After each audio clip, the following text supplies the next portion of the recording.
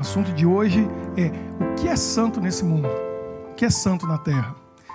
Tem gente que diz que certas coisas são santas nessa Terra, na verdade não são. Porque na Bíblia, pelo que eu tenho estudado e pelo que eu conheço, só tem duas coisas santas nesse mundo. Só tem duas. O resto, a gente está falando que é santo, que é sagrado, que é isso, que é aquilo. Não é. Olha só, aqui na minha Bíblia, eu gosto muito dessa Bíblia, eu uso há muitos anos. Estava até falando semana passada aqui, no programa, no nosso culto da tarde. Meu pai mandou fazer essa capa aqui, ó, do Goiás. O pessoal do Goiás aí veio lá de Anápolis, de couro. Está escrito Bíblia Sagrada. Aí tem gente que diz que esse livro é santo, é sagrado. É ou não é? É sagrado esse livro? Se é dedicado a Deus, é sagrado? Ó, vai ficar velho. O que a gente faz com isso? Papel envelhece, estraga. Esse livro é mágico. O inimigo vem, você faz assim, ó, ele vai embora. É? Não é. Não é. O que é sagrado aqui, o que é mágico aqui, é o que está aqui dentro, que é a palavra de Deus. Se eu não ler, estudar e viver essa palavra, isso aqui não faz efeito nenhum na minha vida. Pode colocar embaixo do travesseiro e dormir com a cabeça em cima. Tem gente que coloca no Salmo 91 em casa, abre e deixa lá assim, ó, numa mesinha, na estante, porque acha que, né, vai trazer o poder de Deus. Não vai mudar nada na vida da pessoa. Porque esse livro é um livro. Agora, a palavra que está aqui dentro é a palavra de Deus. E se eu não ler e levar a sério, praticar e viver, não vai ter efeito nenhum na minha vida. Então, a gente tem que entender o que é sagrado e o que não é. Porque, segundo o que a palavra de Deus diz, já houve lugares sagrados na Terra. Mas tem gente que considera certos lugares sagrados. Por exemplo, tem gente que acha que Jerusalém é a cidade sagrada, santa, para 3 religiões, né? Para o islamismo, o judaísmo e o cristianismo. Aí a gente vai lá e a gente vê o pessoal, os judeus beijando o muro das lamentações e oram ali. Aí lá em cima tem a mesquita do Domo Dourado. Para o muçulmano, aquilo ali é sagrado, porque foi dali que Maomé subiu ao céu. Dizem que foi ali, na rocha, ali dentro, que era o Monte Moriá, onde Abraão, dizem os judeus, ia sacrificar Isaac, dizem os muçulmanos, ia sacrificar Ismael. A história é a mesma, só muda o filho. Qual que é a verdade? Então eu fico com a Bíblia. Agora tem gente que fica com outro livro. Tem gente que acha que ali é sagrado. Será que existe lugar sagrado nessa terra? Tem lugar santo? Será que tem? Vamos pensar. Porque eu disse para vocês que só tem 2 coisas sagradas, só tem 2 coisas santas, segundo a Bíblia, hoje na terra. E aí o inimigo inverte tudo na cabeça da gente. Porque faz dar valor e dizer que é sagrado aquilo que não é, e aquilo que é sagrado e santo, o inimigo de Deus faz o ser humano desprezar. E achar que é tudo a mesma coisa, não tem diferença nenhuma, não é nada especial. É muito importante a gente saber. Porque se algo é santo e sagrado para Deus, eu preciso respeitar. E aquilo que não tem valor, se eu dou valor mais do que merece, pode ser problema. Porque se eu chamo algo de santo, sagrado, e Deus não está ali, eu estou colocando aquilo no lugar de Deus. É perigoso ou não é? É muito sério. Essa é a guerra. Essa é a guerra entre o bem e o mal. É o inimigo de Deus tentando levar o ser humano para adorar coisas e dizendo que é sagrado aquilo que não é, enquanto ele faz a gente desprezar aquilo que é santo e sagrado. Então nós precisamos de sabedoria, discernimento. E o que seria de nós sem esse livro? O que seria de nós sem esse livro? Porque cada um diz uma coisa. Cada um diz uma coisa. Tem gente que diz que esse livro não vale nada, né? Não acredita nem na existência de Deus e tal. Aí tem gente que diz que é outro livro que tem a palavra da verdade. Aí seguem outras religiões. E aí ensinam a gente. E a gente nasce nesse mundo, como eu estava falando do Miguel aqui, sem escolha. Porque as coisas já vêm tudo pré-definido. Então, o mundo é como ensinaram para a gente. Eu estava pensando, né? Uma criança que nasce numa família rica, ela é feliz. Ela tem tudo. E ela não questiona. porque ela nasceu naquilo ali. Agora, você acha que uma criança que nasceu numa casa enorme, que tem muitos brinquedos, ela é mais feliz que uma criança pobre, que nasceu numa casa pequena? Ela nasceu naquela realidade, ela está feliz ali. É depois que vão colocar na cabeça dela que ela devia ter mais, que as coisas deviam ser diferentes. E aí ela começa a cobiçar a coisa dos outros. Mas ela é feliz. Né? A gente mora numa casa que eu fico olhando para os meninos assim, fico pensando, esses meninos não sabem o privilégio que tem. Porque tem espaço para eles correrem, até andar de bicicleta em casa. A Michelle conta que ela cresceu num apartamento pequenininho, era super apertado, que andava de bicicleta no corredor. Ela é irmã, assim, ó. Ia, voltava assim, mas era um negócio... Estava feliz ali, estava bom demais. Não reclamava, não achava ruim, porque nasceu naquela realidade. Está bom aquilo. A gente nasce e cresce numa realidade, só que aí o tempo vai passando e a gente vai descobrindo coisas melhores. Coisas diferentes. Aí a gente almeja mais, a gente quer mais. Espiritualmente é assim também. Você nasce e as pessoas ensinam para você aquilo que elas sabem. E para elas aquilo é a verdade. E aí, com o tempo, o Espírito Santo vai trabalhando na mente e no coração das pessoas e elas vão descobrindo, na palavra dele, ou de outras maneiras que Deus vai colocando no nosso caminho, verdades que a gente desconhecia. E aí os olhos são abertos e você descobre, mas eu acreditei nisso, mas não era isso. Por exemplo, a igreja cristã, ela começou de uma maneira e, infelizmente, hoje está distante daquilo que era o plano de Deus. Quando Jesus veio, estabeleceu com os apóstolos a igreja, que a gente chama de igreja primitiva. E ali estava o plano de Deus. E permaneceu assim por décadas e séculos, até que a igreja e a religião cristã foi institucionalizada. Aí o problema começou. E aí as coisas começaram a mudar. E isso permaneceu por pelo menos vamos colocar aí do começo do terceiro século, do quarto século, do ano 300, até 1500. Pelo menos até aí permaneceu assim. Então, quanto tempo deu? 1.200 anos ficou se degenerando o plano de Deus, até que uma revolução começou com os reformadores. Eles queriam reformar a igreja. Eles não queriam mudar a igreja, eles não queriam acabar com a igreja, eles queriam fazer uma reforma. Porque a coisa estava velha, feia, caindo nos pedaços. Aí chega uma hora que tem que fazer uma reforma. E a reforma começou a mudar as coisas, trazendo de volta no plano original de Deus. Qual que era o plano original de Deus? Deus criou uma comunidade que depois recebeu o nome de igreja, que não tinha nada a ver com prédio. Que hoje a gente chama os prédios de igreja. Ah, ali tem uma igreja, ali tem uma igreja, aquela igreja tem um sino, aquela igreja tem uma torre. Olha que igreja bonita, essa igreja é antiga. Isso não era igreja. Igreja era isso aqui, ó. O que era igreja? Que vem da palavra eclesia, que quer dizer um grupo de pessoas. É uma reunião, um grupo de pessoas. Isso é uma igreja. Então, precisa de prédio para existir uma igreja? Não precisa. Não precisa. Só que quando institucionalizou o cristianismo, aí surgiu a necessidade de ter um prédio. E a igreja começou a ser o nome do prédio. E se você não vai no prédio, você não recebe a bênção. Se você não está ligado ao prédio, você não tem salvação. Porque a salvação é através da igreja. Está entendendo? E aí surgiu a ideia de que a igreja é um lugar sagrado, santo. Será? Será que é? Porque isso gera muita coisa para a gente pensar. Olha só. Antes da igreja, existia... Os judeus, eles se reuniam no quê? Que lugar? Que era a igreja do judeu. Sinagoga. Né? A sinagoga. Então, na sinagoga, eles faziam as suas reuniões. Agora, você acha que o judeu considerava a sinagoga um lugar sagrado? Era santo, sagrado a sinagoga? Ou eles tinham outro lugar que era sagrado? Que lugar que era sagrado? O templo. O templo não era lugar santo? Por que o templo era o lugar santo? Qual era o motivo do templo ser um lugar santo? Presença de Deus. A presença de Deus. O Shekinah era a manifestação visível da presença de Deus. Deus estava ali. E ele mostrava que ele estava ali.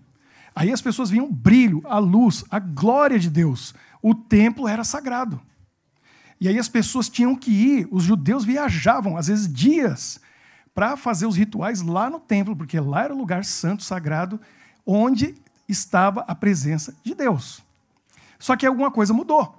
Olha só, o que nós vemos lá no livro de Marcos, capítulo 13. Tem também Mateus 24, mas Marcos 13, se você quiser abrir a sua Bíblia, abra aí. Marcos 13, verso 1 e 2. Eu já estudei isso aqui, já faz quase 2 anos. Mas como eu vi que algumas pessoas têm algumas dúvidas e tem gente aqui que não ouviu, a gente precisa entender isso aqui. É muito importante esse assunto. Marcos 13, Jesus estava lá com seus discípulos e ele diz o seguinte: ao sair Jesus do templo, com os discípulos, disse-lhe um de seus discípulos: mestre, que pedras, que construção. Aí Jesus olha para o discípulo e fala assim: você que não viu de Salomão, que veio antes desse. Porque esse templo ali já não era o de Salomão. Salomão era um espetáculo. E era mesmo. Se você vai lá no Velho Testamento e vê como que o templo foi construído, Deus deu um dom e capacidade especial para os construtores, sobrenatural. Eles fizeram coisas que seres humanos não são capazes de fazer. Deus deu dom para eles fazerem. As esculturas, as estruturas, o que foi moldado de bronze, de ouro, de prata, as coisas lindas que tinham ali, as pessoas olhavam e ficavam assim: não é possível. Não era possível mesmo. Ser humano não ia ser capaz de fazer aquilo. Eles fizeram porque tinham dom. Aí foi destruído o templo, eles foram para a Babilônia, voltaram, reconstruíram um templozinho, que esse discípulo estava assim: uau! Ele não viu primeiro. Primeiro era um espetáculo mesmo. E eles estavam admirados. Aí Jesus diz o quê? Era a casa do Pai. Não foi isso que Jesus falou? Ele purificou o templo 2 vezes. Ele foi lá com o chicote na mão e falou: vamos embora, seus mercadores que estão fazendo casa de negócios aqui na casa do meu Pai. Mas Jesus disse o quê? Vês estas grandes construções? O que Jesus disse? Não ficará pedra sobre pedra que não seja derribada. Jesus falou: o templo vai cair, vai ruir, vai ser destruído. Agora, Jesus está ali, ele era homem e Deus. O templo foi construído para adorar a ele. No templo tinha o sacrifício do cordeiro, que simbolizava quem? Ele. Era tudo para ele. Era feito para ele. Aquele prédio lindo que estava ali, que o discípulo estava olhando, impressionado, foi feito para ele. E ele diz assim: eu não quero mais. É isso que Jesus falou. Eu não quero mais. Não precisa mais. Era isso que Jesus estava dizendo. Não precisa mais. Vai cair tudo, vai destruir tudo, não vai ficar pedra sobre pedra. E Jesus com isso estava dizendo: e não vai ser reconstruído. Porque não precisa mais templo. Eu não quero mais templo. Acabou. Tinha um lugar certo para adorar, tinha um lugar sagrado para adorar, as pessoas iam para lá, e isso gerava muita discussão, inclusive. Agora, numa conversa que Jesus teve com alguém, isso ficou muito claro. E eu queria saber do João Marcelo, tem aquele videozinho? Olha, dá uma olhadinha nesse vídeo, vou até sentar aqui. Esqueci meu papel, que eu fico emocionado. É emocionante. Se prepare. Alguém aí talvez já viu. Uma Suzana... Você me daria de beber? Traz para mim o papelzinho. Você me ouviu? Preste atenção. Isso é ruim, hein? O quê? O senhor sendo judeu, pedindo a mim, uma samaritana, mulher. Me desculpe. Devia ter dito, por favor. Não é seguro você ficar aqui sozinha. Nem você. Por que não vem com os outros? E por que tão tarde assim? As mulheres não vêm ao poço quando é mais fresco, pela manhã? Bom... Nenhuma delas quer ser vista comigo, então eu tenho que vir ao meio-dia. No calor, como você gentilmente me lembrou. Por que não querem ser vistas com você? Longa história. Eu ainda gostaria de beber água, se puder me dar um pouco. É incrível o que uma garganta seca faz. Eu não sou impura para você? Não será maculado por essa ânfora? Talvez algumas pessoas do meu povo digam isso sobre suas mulheres, mas eu não. É? E o que você diz? Digo que se soubesse quem eu sou, você teria pedido água a mim. Jura? E eu lhe teria dado água viva. É, só que o senhor não tem com que tirar a água e esse poço é fundo. Além do mais, por que você precisa de mim se tem sua própria reserva de água viva? Longa história. Mas a água judaica é melhor do que a samaritana, né? Não foi o que eu disse. Por acaso o senhor é maior do que o nosso pai Jacó, que nos deu esse poço? A sua água é melhor do que a dele? Eu conheço Jacó. E digo que quem beber desta água terá sede outra vez. Mas quem beber da água que eu der nunca mais terá sede. Isso seria ótimo. A água que eu der se tornará dentro da pessoa uma fonte a jorrar para a vida eterna. É mesmo? Sim, é mesmo. Prove isso. Primeiro, vá, chame o seu marido e volte. Então eu mostro. Eu não tenho marido. Tem razão. Você já teve 5. E o homem com quem vive agora não é seu marido. Já entendi. Vejo que é um profeta. Você veio pregar para mim. Não. Normalmente, a única coisa boa de vir aqui sozinha é que eu posso escapar de ser condenada. Eu não estou aqui para Eu cometi muitos erros.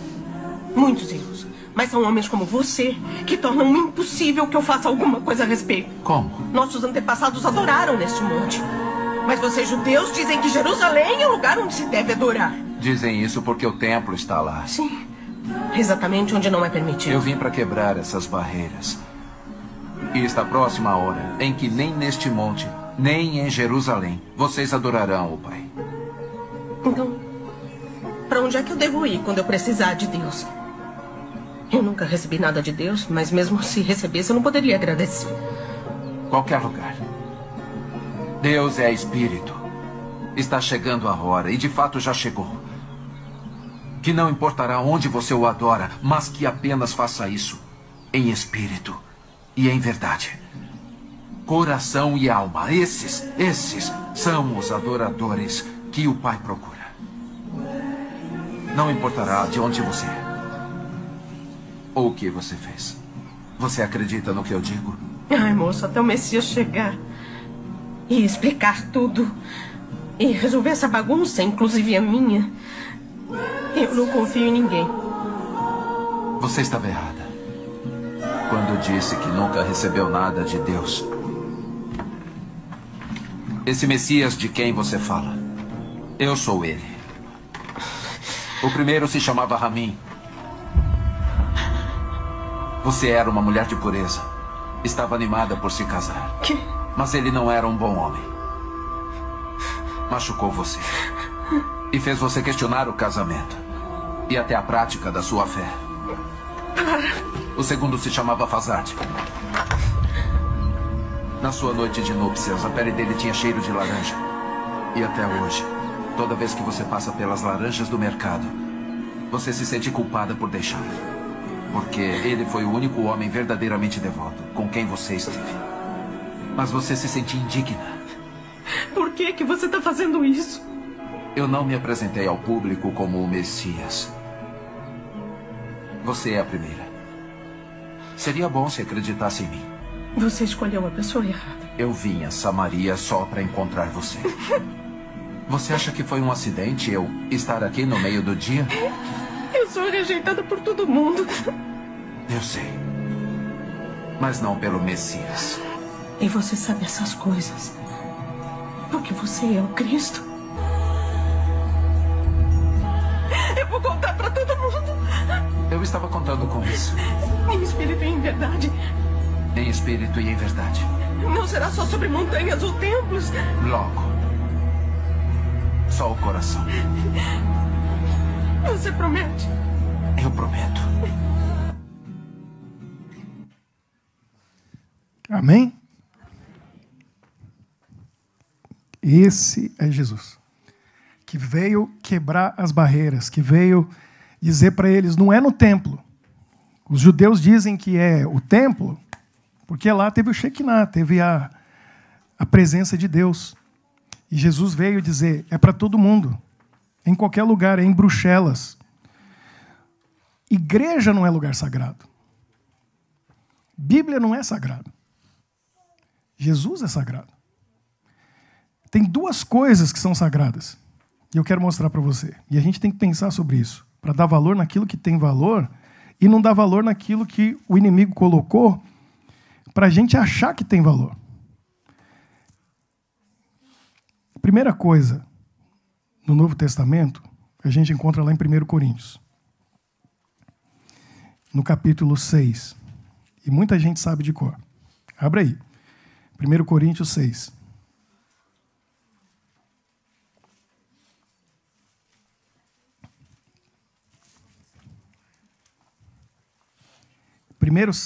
Coríntios 6, 19, diz o quê? Acaso não sabeis que o vosso corpo é o quê? Alguns dizem templo, outros dizem santuário do Espírito Santo que está em vós, o qual tendes da parte de Deus e que não sois de vós mesmos? O templo foi destruído e agora Jesus diz assim para nós: você é o templo. Por isso que ele falou para aquela mulher: você não tem que ir em Jerusalém para eu encontrar o Pai. Mas como que eu vou agradecer se ele fizer alguma coisa para mim? Onde eu vou? É aqui nesse monte? É lá em Jerusalém? Não! Esquece, não tem lugar sagrado. O lugar sagrado é qualquer lugar. Porque onde você estiver, o meu Espírito está em você. Você é o templo. Então você pode orar em qualquer lugar. Deus está ali. E esse lugar é sagrado. Então o que é sagrado? Você. O que é santo? Você. Você é o templo de Deus. Agora, o inimigo quer destruir nosso corpo, a nossa mente, o nosso espírito. Ele quer tirar de dentro de nós o Espírito de Deus. E a gente esquece. Então, o casamento também é sagrado? É a união de dois templos. Não pode mexer nisso. O nosso corpo é sagrado. Cuidado com o que eu coloco para dentro do corpo. Seja pelos olhos, seja pelo ouvido, seja pela boca. Tudo que eu como, que eu bebo, que eu vejo, que eu ouço, está entrando no templo. E você vai contaminar o templo. Por isso que é importante. Por isso que essa igreja tem uma mensagem de saúde. E a gente se preocupa com cada detalhe daquilo que entra no templo. Porque não dá para entrar no templo certas coisas. A gente tem que cuidar. Por dentro e por fora. A aparência do templo também é importante. Né? Eu vi um pastor uma vez falando. Alguém falou assim: pastor, mas fazer tatuagem pode? Ele falou assim: o que você acha se você passa diante de uma igreja e vê o muro todo pichado? Pode ser um grafite bonito. Uma tatuagem é fazer um grafite na parede do templo. A gente não deve, a gente tem que cuidar do templo. O templo por dentro e por fora. Isso é sagrado. Tem uma outra coisa sagrada. Tem mais uma coisa que permanece santo e sagrado. O que é? Se eu falar o verso aqui, alguns já vão saber. Lá no Velho Testamento, tem muitos textos. E a gente pode ir lá na criação, no começo, mas vamos no livro de Ezequiel. Ezequiel 20, 20. Quando Deus criou a terra, e ele fez o mundo em 6 dias, aí no 7º dia, ele criou algo santo. Ele santificou. Olha o que diz Ezequiel 20, 20. Diz assim: santificai os meus sábados, pois servirão de sinal entre mim e vós, para que saibais que eu sou o Senhor vosso Deus. Deus deixou 2 coisas sagradas nessa terra, só tem essas 2. Não tem um objeto sagrado. Não tem. Por isso que o 2º mandamento diz assim: não é para ter imagens. Por que não é para ter imagens? Porque o ser humano tem o desejo de dizer que certos objetos são sagrados. Todo mundo tem um amuleto, né? O pessoal coloca no carro, às vezes é um terço, às vezes é um crucifixo, às vezes é um santinho, alguma coisa, para dizer que aquilo é sagrado e vai trazer coisa boa. Deus não quer isso. O 2º mandamento diz assim: não adora imagens, não se curve diante delas. Aquilo não é sagrado. Mas por que o tempo é sagrado? Deus santificou tempo, um dia, 24 horas. Lá na criação, depois ele deu na lei para Moisés, e essa lei que Deus escreveu com o dedo dele, na pedra, permanece até hoje. Tem debates aí ao redor disso. Mas veja bem, se houvesse um lugar sagrado, para você estar na presença de Deus, é a confusão da mulher samaritana ali, no poço de Jacó. Tem que ir lá. Todo mundo teria acesso? Vamos dizer, se tivesse um templo lá em Jerusalém, quem aqui já foi lá? Todo mundo pode ir lá? Dá para ir? Quantas vezes você vai na sua vida? Eu já tive lá algumas, mas não dá para ir lá todo ano. Eu gostaria. Né, Doug? Dogmar foi comigo lá. Mas não dá. Quem que tem acesso? Aí as pessoas estão lá beijando a pedra. Né? Tem uma pedra lá naquela igreja que o pessoal diz que foi deitar o corpo de Jesus ali. Ela está brilhando. De tanto beijarem, chorarem e limparem a pedra. Está brilhando, assim, um mármore brilhando. Porque Jesus deitou ali. É sagrado. É sagrado. Eu tenho que ir lá tocar? Eu preciso de água benta, preciso de água abençoada. Essa água vai, né, A água do batismo, ela é mágica? Eu preciso da água do batismo. Será? São símbolos e tem poder no símbolo e no ritual. Mas não tem nada, nenhum objeto sagrado nessa terra. Não tem nenhum lugar sagrado nessa terra. Porque se houvesse um objeto, um local, estaria limitando o poder de Deus, a presença de Deus, a bênção de Deus, a santidade de Deus. Só tem duas coisas sagradas: o templo do Espírito Santo e o tempo que você passa com Deus. Deus separou um período de tempo e santificou esse tempo porque todo mundo tem acesso ao tempo. Todo mundo. A pessoa pode morar no Alasca ou na Austrália. Ela pode morar no Japão ou na África. Na América do Sul ou na Europa. Qualquer lugar. 24 horas é igual para todo mundo. Aí Deus deu a bênção para todo mundo. Todo mundo tem acesso a essa bênção. Então não tem lugar. Não tem objeto sagrado. E aí, às vezes, a gente é ensinado certas coisas. Por quê? Aí eu tenho que entrar um pouco na história. Quando a igreja foi institucionalizada, o poder estava ligado a isso. O Império Romano queria manter o poder, os cristãos cresceram muito. E aí, para manter o Império unido, institucionalizou o cristianismo. E aí a igreja formal construiu grandes catedrais, grandes templos, para mostrar a grandeza de Deus ou a grandeza da igreja. Pense sobre isso. A grandeza de Deus você descobre olhando para a natureza. Quando você olha um céu estrelado à noite, quando você vê as árvores e os animais que Deus criou, as flores, você vê a grandeza de Deus. Você não precisa de um templo para ver a grandeza de Deus. A igreja foi construída para mostrar a grandeza da igreja, não de Deus. E para mostrar que você é pequeno perto da igreja. Aí um ritual foi feito de uma maneira que tem alguém ali que fala com Deus, ele vira de costas para você, ele vai diante do altar, ele tem comunhão com Deus e você não. Você, para ter comunhão, você tem que ir a ele. Ou seja, você tem que ir à igreja para chegar a Deus. E ai de você se não obedecer à igreja, porque ela vai te excomungar. O que quer dizer excomunhão? Cortar a comunhão sua com a igreja, ou seja, com Deus. Então tem alguém interferindo nesse processo. Alguém entrou no caminho. Tem um intermediário. Você já não consegue mais o produto direto da fonte. Tem alguém que está um atravessador aí. E aí você quer confessar seu pecado? Você não pode. Você não pode ir direto a Deus e pedir perdão para Ele. Tem um homem que você confessa para Ele, aí Ele fica sabendo o pecado de todo mundo, aí tem o controle da vida de todo mundo, inclusive dos reis. Né? E era assim. E aí você confessa para Ele e Ele tem autoridade para te dar o perdão. Não é isso que Jesus falou no Sermão da Montanha. Vai lá em Mateus 5, 6, quando Jesus fala sobre oração e Ele fala, vai no teu quarto sozinho, ora ao teu Pai que te ouve. Ele vai te ouvir. Então, veja quanta coisa foi criada. Foi criada a ideia do inferno com fogo queimando eternamente, para pôr medo nas pessoas. Aí as pessoas ficavam com medo e obedeciam tudo que a igreja dizia. Por quê? Todo mundo tinha a Bíblia? Todo mundo tinha acesso à Bíblia? Não tinha. Ninguém tinha a Bíblia. Tinha que acreditar no que a igreja falava. E assim foi se criando esses mitos. E esses mitos se criaram. E quando chegou em 1500 e alguma coisa, vem a reforma. E veio na Suíça, na Alemanha, na Inglaterra, na França. E a gente conhece o nome dos reformadores e começaram a surgir igrejas protestantes que estavam protestando contra essas mentiras que não estão na Bíblia. E a mudança começou a acontecer.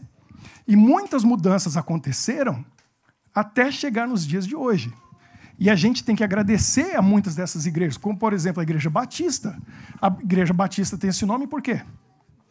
Porque eles descobriram que na Bíblia não tem um incidente onde um bebê é batizado. A gente tem até mesmo Jesus, que foi ao templo para ser dedicado. Foi o que aconteceu com Miguel hoje. Mas batismo foi lá no rio, Jesus tinha 30 anos de idade, ele entrou na água e foi mergulhado pelo primo que ele nunca tinha visto, João Batista, né, que tinha esse nome porque batizava as pessoas. Então, a Igreja Batista descobriu essa verdade. E outras mais foram sendo descobertas. Só que a gente, no protestantismo, nas igrejas evangélicas que a gente tem hoje, a gente tem uma herança católica. E a gente continua se desvencilhando dessas coisas, nas quais, como eu estava dizendo, a gente já nasceu e era assim. Ou a gente nasce rico, nasce pobre, nasce na família, e a gente não tem escolha, já nascemos era assim. E aí você tem que ter inteligência, discernimento e sabedoria para descobrir o que é e o que não é. Porque as pessoas ensinaram para você e ensinam para a gente que igreja é lugar sagrado, que é santo. E eu já até ouvi gente dizendo assim, é igual o templo. Aqui é o lugar santo, aqui na frente é o lugar santíssimo. Eu nunca vi Shekinah, mas já vi Deus falando aqui. E ele fala, e ele usa as pessoas. Mas esse lugar aqui é tão sagrado quanto a cozinha da sua casa. Quanto o escritório onde você trabalha. A rua onde você anda. É tão sagrado quanto, sabe por quê? Porque o mesmo Deus que está no seu coração aqui, é o mesmo Deus que está com você lá. O que Jesus falou para a mulher na beira do poço? Não é nem em Jerusalém, nem no Monte de Samaria, não é no templo, é onde? Qualquer lugar, desde que você adore a Deus em espírito e em verdade. Só que com o tempo, a igreja foi criando regras que não estão na Bíblia. Essas regras são necessárias? São. É importante. Porque o ser humano tem a capacidade de bagunçar tudo. E a igreja estaria uma bagunça se não tivesse essas regras. Então, a nossa igreja ela tem um manual. E ali são recomendações que a gente deve seguir. Mas não é bíblico. Por exemplo, o que é o casamento na Bíblia? A união do casamento na Bíblia não é o que a gente tem hoje. Porque na Bíblia, Isaac... O que aconteceu com Isaac? Como que ele casou? Como foi a cerimônia de casamento dele? Alguém se lembra? Teve? Não teve. Ele recebeu Rebeca e o que ele fez? Foi para a tenda da mãe dele, que já estava falecida. E ali ele se casou com ela. Isso é o casamento na Bíblia. Só que vai fazer isso hoje. E já tem gente que casou aí muitas vezes. Casou, descasou, casa. É uma brincadeira casamento. Então, é sério. A igreja, ela casa a pessoa desde que ela chegue aqui já com documento, ou na hora do casamento tem um documento oficial do casamento civil, reconhecido pela lei. Porque o ser humano tem a capacidade de destruir tudo. Quem é autorizado a batizar alguém? Segundo a Bíblia. Tem um ancião ali, ó. Um ancião ordenado, Jean. Quem que pode batizar alguém, Jean? Segundo a Bíblia.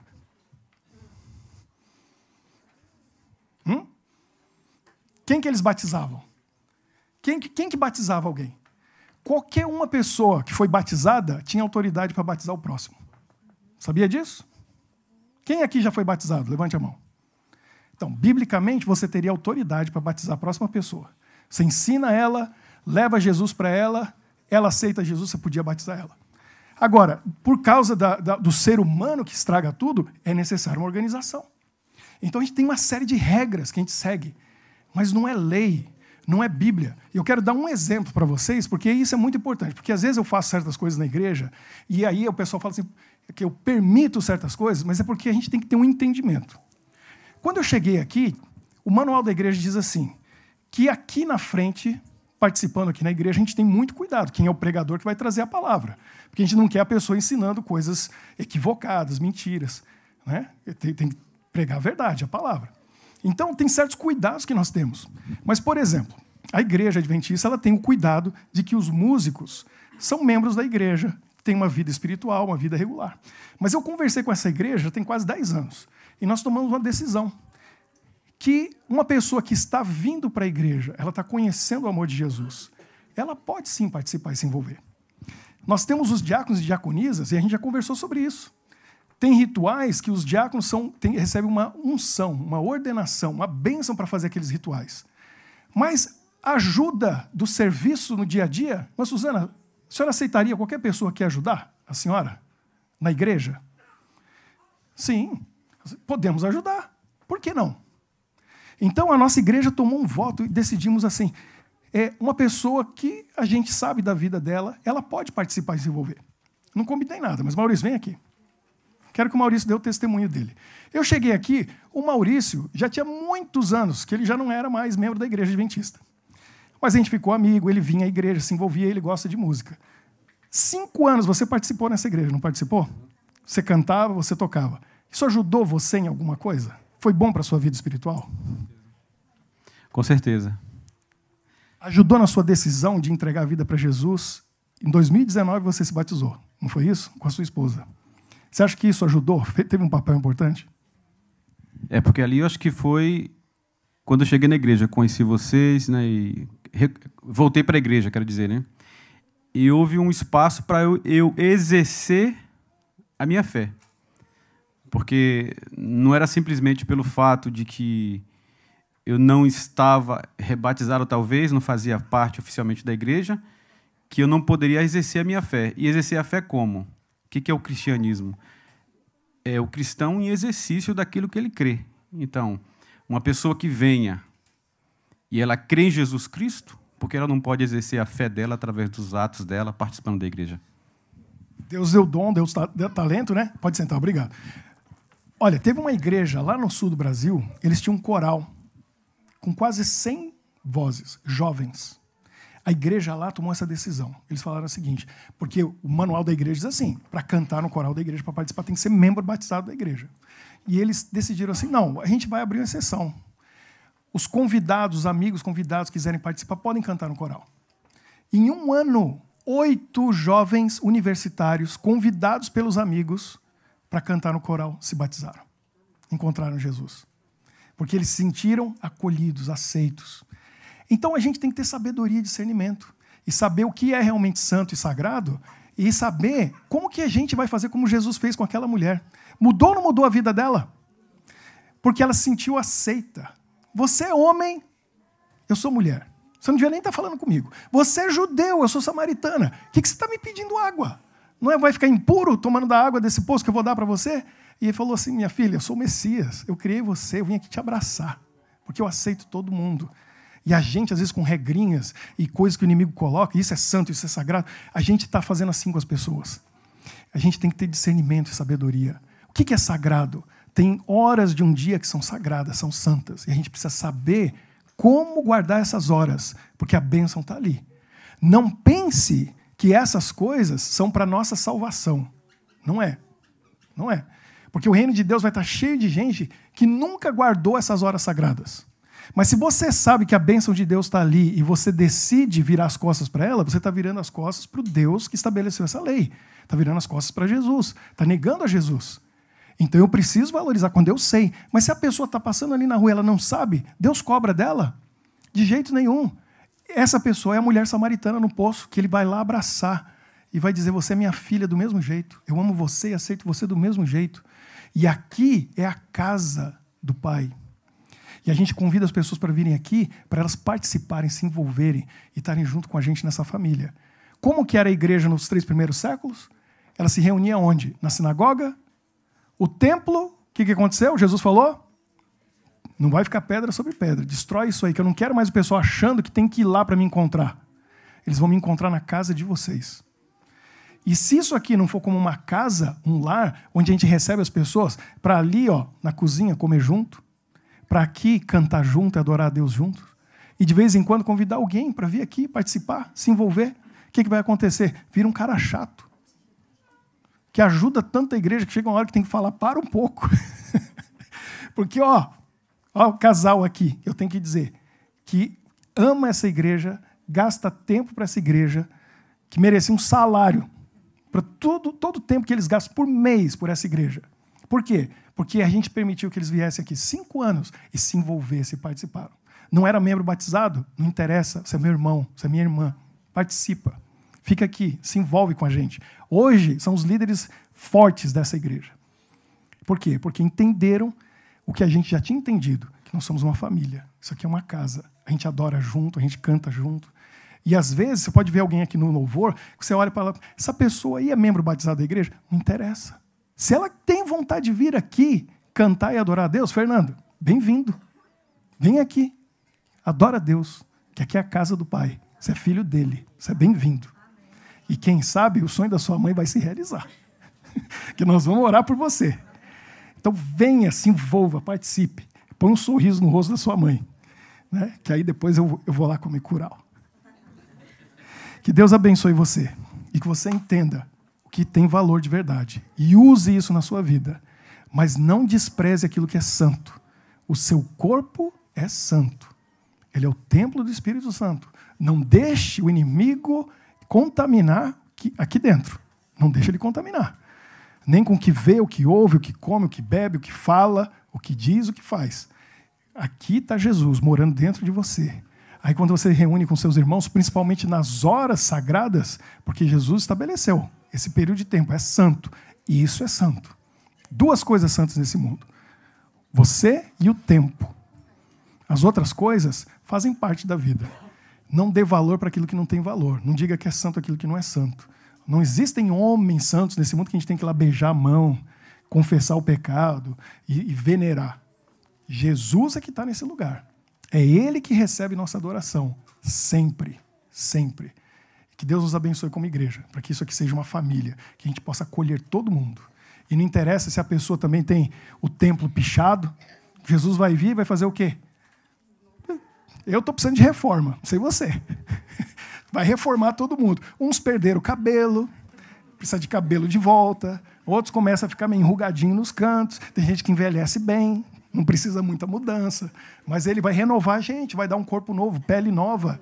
Né? Tem gente que encheu de furo aí para todo lado. Não tem problema, vai ganhar um corpo tudo tampadinho, os furinhos assim. Ó.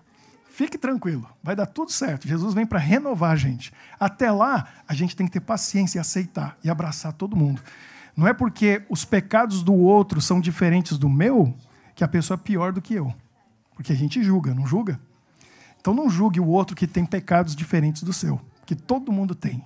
Todos nós precisamos de Jesus e da salvação de Jesus. Eu quero convidar você para ficar de pé, para a gente orar e depois nós vamos cantar.